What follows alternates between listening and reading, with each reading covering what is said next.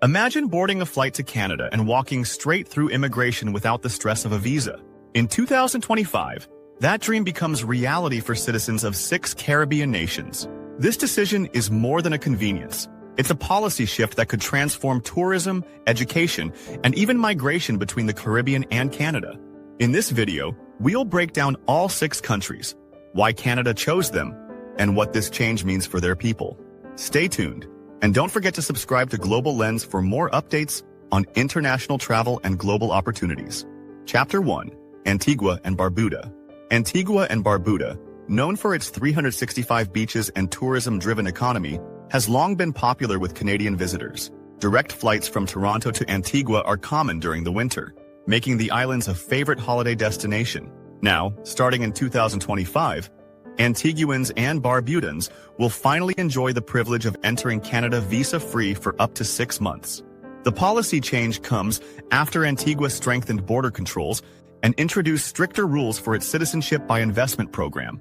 For years, foreign governments worried that Caribbean passports could be misused, but new safeguards convinced Canada that the risks are low. The implications are significant.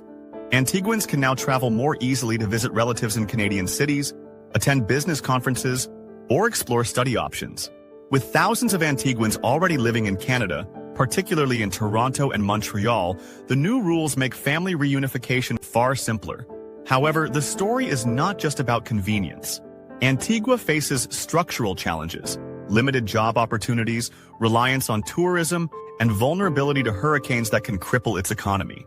For many citizens, Canada's stability and higher wages are a powerful draw.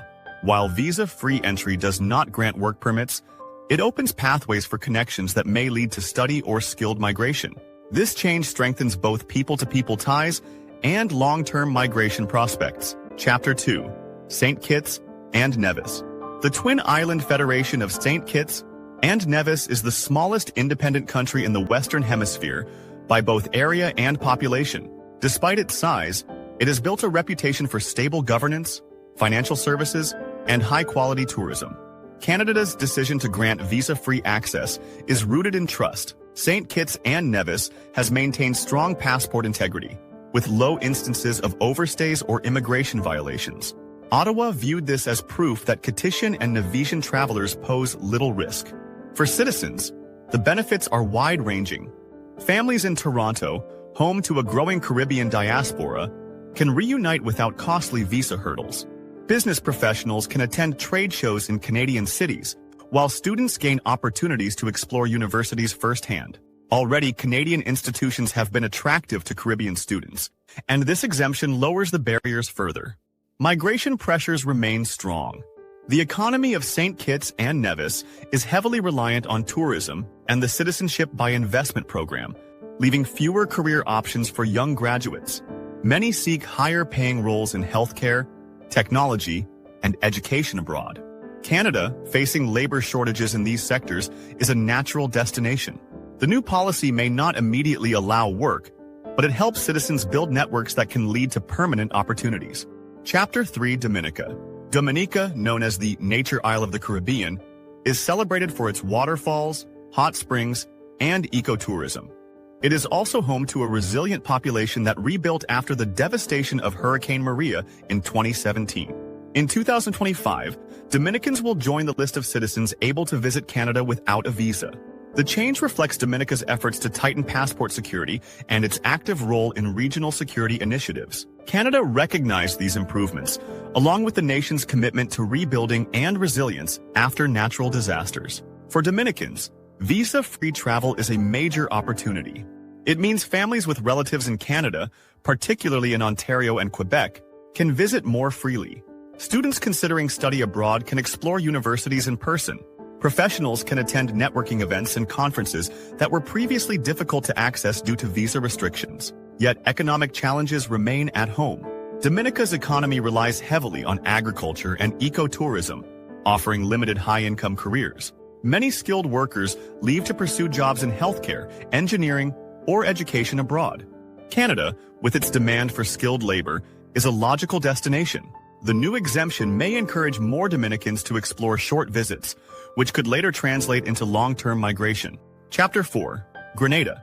Grenada, the Spice Isle, is famed for its nutmeg and cinnamon exports, as well as its natural beauty. It has also earned a reputation for political stability and strong international partnerships. In 2025, Grenadians will gain visa-free entry to Canada for the first time in years. This shift followed reforms to Grenada's Citizenship by Investment program, which had once drawn criticism. By increasing transparency and oversight, Grenada addressed concerns about passport misuse. Canada also noted Grenada's consistently low rates of overstays among its citizens. For Grenadians, the advantages are immediate. Families separated across Canada and the Caribbean can now meet more easily. Students looking to attend universities in Toronto, Vancouver, or Halifax can tour campuses before committing to applications. Entrepreneurs can explore Canadian markets and strengthen trade ties. Grenada's economy, however, continues to face constraints. Tourism and agriculture dominate, and high-paying specialized roles are limited. Many citizens with training in medicine, engineering, or finance migrate for better opportunities. With visa-free access, Grenadians can now establish connections more easily, potentially paving the way for future residency or employment abroad. Chapter 5: St. Lucia. St. Lucia, with its iconic Piton Mountains and vibrant cultural festivals, is one of the Caribbean's most photographed nations.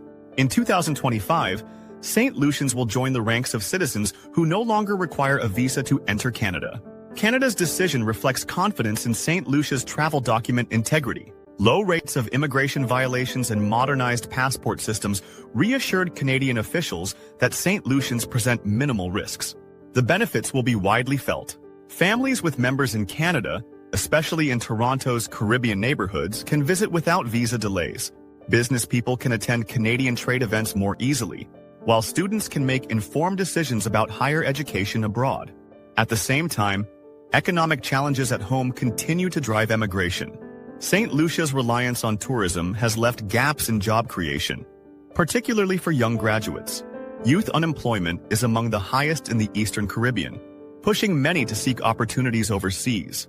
Canada, facing labor shortages in fields like healthcare, education, and technology, is a prime destination.